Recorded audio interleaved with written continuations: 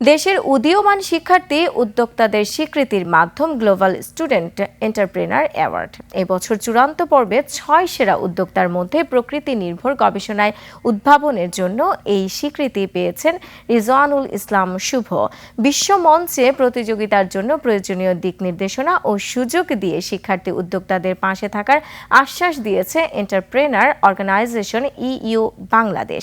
বিস্তারিত আকবর হোসেন সুমনের রিপোর্টে।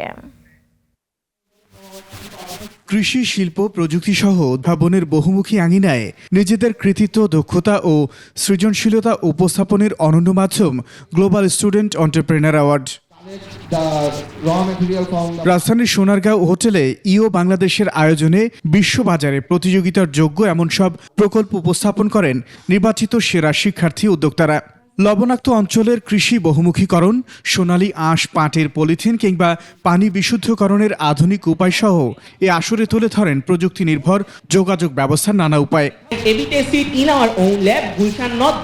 And then we assemble all the products including our own made RoboLife PCB. This is our solution where our main weapon against salinity is halophytes, a locally based plant that can uptake salt from ground and water. ইও বাংলাদেশ শিক্ষার্থী উদ্যোক্তাদের সব উদ্ভাবন বিশ্বের কাছে তুলে ধরার সুযোগ দিচ্ছে।